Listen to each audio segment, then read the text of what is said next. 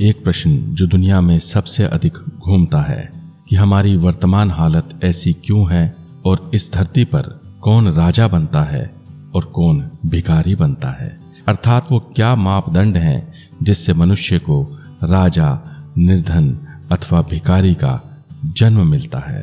अर्थात मनुष्य का भाग्य कब लिखा जाता है और ऐसा क्यों है कि एक व्यक्ति निर्धन तो दूसरा धनवान है, एक व्यक्ति सुंदर तो दूसरा कुरूप है, और वो क्या कारण है कि एक मनुष्य 100 साल तक तो दूसरा अल्प आयु को काट इस दुनिया से चला जाता है। इसके अलावा वो क्या बात है कि एक इंसान सुखी तो दूसरा कोल्हू के बैल की तरह जीवन भर कष्टों और दुखों को सहते हुए बस मेहनत ही करता रहता है। कैलाश पर विराजमान माता पार्वती जी ने एक दिन भगवान शिव से इसी चर्चा को छेड़ डाला कि हे प्राणनाथ, आप तो जानी जान हैं, सर्वज्ञ हैं, सर्वव्यापक हैं और स्वयंभू हैं, तो भला आपसे अधिक कौन इस विषय पर बखान कर सकता है। तो इसलिए कृपया जग कल्याण हेतु मेरी इस जिज्ञासा का शमन करें ताकि लोगों का भी भला हो। जिस पर भगवान श्री भोलेनाथ जी ने एक बहुत ही सुंदर और प्यारी कथा मातेश्वरी जी को कह सुनाई और उनकी जिज्ञासा का शमन किया। उक्त कथा इस वीडियो के माध्यम से अब आपको प्रस्तुत की जा रही है। अतः वीडियो को अंत तक देख कथा को दिल से श्रवण करें, और अगर आपने अभी तक हमारे इस चैनल को सब्सक्राइब नहीं किया है तो कृपया अविलंब इस कार्य को कर हमसे जुड़ें ताकि मेरी वाणी और आपकी भी जिज्ञासाओं का संबंध सदैव बना रहे। भले समय की बात है कि पृथ्वी लोक पर राजा भोज का शासन हुआ करता था। जी हाँ, वही राजा भोज जिनके लिए एक लोकोक्ति जग प्रसिद्ध है कि कहाँ राजा भोज और कहाँ गंगू तेली। राजा भोज बहुत ही समझदार, न्यायप्रिय, धार्मिक, निष्ठावान और कुशल शासक थे। एक गुहार लगाने पर उनके राज्य में दोषी को दंड तो निर्दोष को सदैव न्याय मिलता था। आपको याद दिला दूं कि राजा भोज उसी नगर के शासक थे जो स्थान वीर महाराज विक्रमादित्य उज्जैनी के नाम से भी जाना जाता है। राजा भोज के नगर में एक मंगलू नाम का किसान भी रहता था जो अपने खेतों में ढेरों सब्जियां और फसलों को उगाया करता था। एक बार उसके खेत में बहुत ही जोरदार फसल हुई और सारा खेत फसल से लहलहा उठा, परंतु उसी खेत का एक भाग ऐसा भी था जो एकदम बंजर और बेजान रहा, अर्थात वहां जो कुछ भी बोया सब कुछ बेकार गया। जिस पर मंगलू ने वहां एक मचान बनाने का निश्चय किया ताकि मचान बना और उसके ऊपर चढ़कर खेतों की रखवाली की जा सके तथा पक्षियों और जानवरों को भगाया जा सके। और यही सोच उसने वहां पर उसके ऊपर एक ऊंची सी मचान बना दी। परंतु जैसे ही वह मचान पर चढ़कर पक्षियों को उड़ाने हेतु आवाज निकालने लगा, उसके मुख से कुछ और ही निकलने लगा और वह जोर जोर से चिल्लाने लगा, अरे कोई जाओ और राजा भोज को समझाओ और मेरा राज्य उससे वापस दिलवाओ। मजे की बात तो ये थी कि ऐसा तभी होता था जब मंगलू मचान पर चढ़कर पक्षियों को उड़ाने की कोशिश करता था। उसके पड़ोसियों ने भी शुरू में सोचा कि शायद मंगलू मजाक या मस्खरी कर रहा होगा, परंतु यह कार्य अब रोज होने लगा। मंगलू जैसे ही मचान पर खड़ा होकर खेत पर नजर डालता, उसके मुख से बस एक ही वाक्य निकलता कि अरे कोई जाओ और राजा भोज को समझाओ और मेरा राज्य उससे वापस दिलवाओ। धीरे धीरे यह बात फैलती हुई राजा भोज तक जा पहुंची, जिस पर मंत्रियों ने कहा, महाराज वह तो एक अनपढ़ किसान है और आपसे मस्खरी कर रहा है, आपके नाम और रुतबे का वो मजाक बना रहा है, आज्ञा हो तो उसे कोड़े लगाकर कागार में डाल दिया जाए। परंतु राजा भोज की सोच यहाँ औरों से अलग थी। उन्होंने कहा, मैं सुनी सुनाई बातों पर बिल्कुल भी विश्वास नहीं करता, अतः जब तक मैं स्वयं अपनी आंखों से देख और कानों से सुन नहीं लेता तब तक उस किसान को अपना कर्म करने दिया जाए। अगले दिन राजा भेष बदलकर खेतों में जा पहुंचा। जाकर क्या देखता है कि मंगलू सामान्य भाव से खेतों में काम कर रहा है, परंतु जैसे ही वह मचान पर चढ़कर पक्षियों को उड़ाने अथवा खेत की रखवाली हेतु चिल्लाने की कोशिश करता है तो उसके मुख से एक ही लाइन निकलती है, अरे कोई जाओ और राजा भोज को समझाओ और मेरा राज्य उससे वापस दिलवाओ। विषय की गंभीरता को जान राजा भोज मंगलू को तो कुछ नहीं कहता, परंतु अपने महल पहुंच वहां पंडित और जोशियों को बुला भेजता है और उनसे पूछता है कि महाराज बताइए कि इस कहानी के पीछे क्या सबब है और मंगलू ऐसा क्यों कर रहा है। जिस पर गुणीजन बताते हैं कि राजन, ना तो दोष मचान में है ना मंगलू किसान में है। अगर कुछ गड़बड़ है तो वो है उस जमीन के टुकड़े में जिस पर मंगलू ने उस मचान को बांध रखा है। संभव हो तो उस स्थान को खोद कर देखिए, देवी की कृपा से आपको कुछ ना कुछ अवश्य नजर आएगा, या फिर आपको इसका मूल कारण पता लग जाएगा, क्योंकि वहां कुछ ना कुछ तो ऐसा अवश्य है जो मंगलू की बुद्धि को पलट देता है। जिस पर राजा भोज के आदेश से मचान वाली जगह पर खुदाई का काम शुरू किया गया। अगले ही दिन मजदूर और जानकार खेत में जा पहुंचे तथा खेत में उस स्थान पर खुदाई करने लगे। गहरा खोदने पर जो दिखा उसे देखकर सभी हैरान और एकदम परेशान थे। मचान वाली जमीन से उन्हें एक रहस्यमयी सिंहासन मिला, एक ऐसा सिंहासन जो देखने में बहुत ही विशाल और रत्नों से जड़ा हुआ था। उस सिंहासन के चारों ओर पुतलियां बनी हुई थी, जिनकी संख्या 32 थी। जब कामगारों ने सिंहासन को उठाने की कोशिश की और उसे बाहर निकालना चाहा तो वह तिल भर भी ना हिला। लगता था सिंहासन पाताल में जड़ रखा हो। जिस पर जानकारों ने बताया कि महाराज, यह सिंहासन कोई मामूली सिंहासन नहीं है। लगता है इस सिंहासन का निर्माण देवताओं ने कराया है।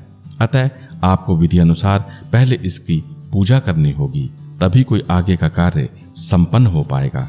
जिस पर राजा भोज ने उस सिंहासन की सर्वप्रथम विधि विधान और शास्त्रों के अनुसार पूजा की, और जिसके उपरांत वह पहाड़ जैसा दिखने वाला सिंहासन एक रुई के समान हल्का होकर उनके सामने प्रस्तुत हो गया। और जब सिंहासन को बाहर निकाला गया तो राजा भोज ने देखा कि सिंहासन बहुत ही सुंदर, मजबूत और विशाल था। उसके ऊपर विभिन्न तरह की मणियां, हीरे और जवाहरात चढ़े हुए थे, और उस सिंहासन पर 32 पुतलियां हाथ में कमल पुष्प लिए सजीव सी दिखाई पड़ती थी। लग रहा था वे पुतलियां मानो अभी बोल पड़ेंगी। तदुपरांत बड़ई और माहिर लोगों को बुला सिंहासन को ठीक करने का आदेश जारी हुआ। सभी ने मिलकर सिंहासन को बना राजा भोज को वापस सौंप दिया। राजा भोज स्वयं उस सिंहासन पर बैठने और उसकी भव्यता को पाने के लिए बहुत आतुर थे। अतः शुभ मुहूर्त को देख राजा के सिंहासन पर बैठने का ऐलान हुआ। समारोह में देश विदेश से लोगों और महामुनियों को बुलाया गया। उज्जैनी नगर की भव्यता और रौनक उस दिन देखने वाले थी। जगह जगह बंधनवार, तोरण और फूलों से नगर को सजाया गया। सिंहासन पर बैठने की उत्कंठा राजा के चेहरे पर साफ दिखाई पड़ती थी। अतः पूजा पाठ और यज्ञ के बाद पंडितों ने राजा भोज को उस सिंहासन पर बैठने का सुझाव दिया, जिसके उपरांत राजा भोज सिंहासन की ओर बढ़ने लगे। उनकी लंबी कदकाठी, रोबीला शरीर और राजसी परिधान राजा भोज की भव्यता देखने वाली थी। निकट पहुंच राजा ने जैसे ही सिंहासन पर बैठने के लिए अपना दायां पैर आगे बढ़ाया, सिंहासन में जड़ी 32 की 32 पुतलियां खिलखिलाकर हंसने लगी। हंसी भी यूं मानो 32 नवयुवतियां अटखेलियां कर रही हों।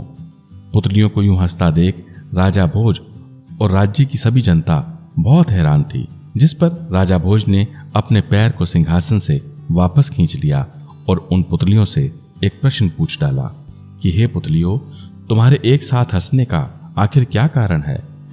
क्या कोई पूजा, विधि, विधान अथवा कमी रह गई है तो कृपया बताओ। और ऐसा क्यों है कि जैसे ही मैं सिंहासन पर बैठने लगा हूं, आप लोगों ने हंसना शुरू कर दिया है? जिस पर उन 32 पुतलियों में से एक पुतली, जिसका नाम रतन मंजरी था, वह बोल पड़ी, हे राजन, माना कि आप इस पृथ्वी के बड़े ही प्रतापी, धनवान, बलवान और यशस्वी राजा हैं, और संभव है कि आपको इन सभी गुणों का अभिमान भी हो, परंतु जिस सिंहासन पर आप बैठना चाहते हैं और जिसे आपने धरती की गर्भ से निकाला है, वह सिंहासन किसी और का नहीं वर्ण महाप्रतापी, महाज्ञानी, महाबली वीर राजा विक्रमादित्य श्रेष्ठ का है, जिनके अंदर इन गुणों के अलावा भी और अधिक गुण मौजूद थे। उनके अंदर बहुत सगुण थे जो आज के इंसानों में देखने को नहीं मिलते। बावजूद इसके राजा विक्रमादित्य में लेश मात्र भी घमंड अथवा अभिमान नहीं था। इसलिए हे राजन, ध्यान से सुनो कि मनुष्य के पास धन, वैभव, शक्ति और रूप का होना अधिक महत्वपूर्ण नहीं है। महत्वपूर्ण है तो बस इनके होते हुए मनुष्य का विनम्र और अहंकार रहित होना। पुतली के ऐसे वचन सुन राजा ने कहा, हे पुतली, क्या राजा विक्रमादित्य मुझसे भी बड़े धर्मात्मा थे? क्या वह मुझसे भी बड़े गुणी थे? और क्या वह मुझसे भी बड़े ज्ञानी थे? जिस पर पुतली ने कहा, हे राजन, अगर आप जानना ही चाहते हैं तो फिर सुनिए, मैं आपको उनकी एक कथा सुनाती हूँ, जिसे सुन आपके साथ साथ इस कथा को सुनने वाले प्रत्येक मानव को यह ज्ञात होगा कि जीवन की असली सच्चाई क्या है और कौन व्यक्ति अपने जीवन में राजा, दास, निर्धन अथवा भिखारी बनता है। इतना कह पुतली ने कथा को कहना आरंभ किया कि राजन, ये घटना उस समय की है जब राजा विक्रमादित्य को उज्जैनी का राजा बनाया गया था, अर्थात वह राजा बने ही थे। तब गुणीजनों ने उन्हें बताया कि इस पृथ्वी पर एक राजा है जिनका नाम है बाहुबल, जिनकी कृपा से ही राजा विक्रमादित्य इस उज्जैनी के शासक बने हैं। जोशियों ने उन्हें यह भी बताया कि हे महात्मन, वैसे तो आप अर्थात राजा विक्रमादित्य को ये सारा संसार बड़े अच्छे से जानता है, परंतु आपका राज्य और अस्तित्व तभी अमर होगा जब राजा बाहुबल स्वयं अपने हाथों से आपका राज्य तिलक करेंगे। जिस पर राजा विक्रमादित्य अपने एक वफादार साथी को लेकर अगले ही दिन राजा बाहुबल से भेंट के लिए निकल पड़े। और जब राजा बाहुबल को यह ज्ञात हुआ कि वीर राजा विक्रमादित्य उनके यहाँ पधारे हैं, तो उसने खुले दिल से राजा विक्रमादित्य का खूब स्वागत किया, उन्हें ढेरों सम्मान दिया, उन्हें अपनी पलकों पर बिठाया और इस तरह अतिथि सत्कार को करते करते 3 दिवस बीत गए।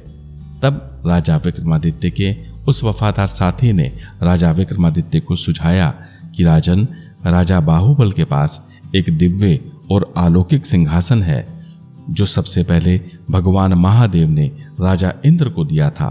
तदुपरांत तपस्या करने के बाद राजा इंद्र ने उस सिंहासन को महाबल को सौंप दिया था। उस सिंहासन की एक बहुत ही विलक्षण खासियत है कि जो भी सुयोग्य व्यक्ति उस पर बैठता है वह 7 द्वीप और नवखंडों का राजा बन जाता है, अर्थात एक अखंड और अचल राज सुख को वह प्राप्त करता है। इसलिए विदाई के समय जब राजा बाहुबल आपको उपहार स्वरूप मनवांछित वस्तु मांगने को कहें तो आप उनसे उक्त सिंहासन को मांग लीजिएगा। तो इस तरह अपने वफादार की राय और दूरदर्शिता के चलते राजा विक्रमादित्य ने उस सिंहासन को राजा बाहुबल से मांग लिया, जिसे वचनानुसार राजा बाहुबल को उन्हें देना पड़ा। तो इस तरह विक्रमादित्य के आग्रह पर राजा बाहुबल ने स्वयं उनका राज तिलक किया। इतिहास गवाह है कि राजा विक्रमादित्य ने उसी सिंहासन पर बैठकर वर्षों वर्षों तक राज किया और अपने शासनकाल में असंख्यों पूजा पाठ, यज्ञ, हवन, धार्मिक अनुष्ठान, गोदान और लाखों निर्धन पुत्रियों का निशुल्क विवाह कराया। यही नहीं, उन्होंने संपूर्ण नगर, प्रांत, गांव और पृथ्वी के विभिन्न स्थानों पर लोक कल्याण और मानवता को मजबूत करने वाले कार्य किए।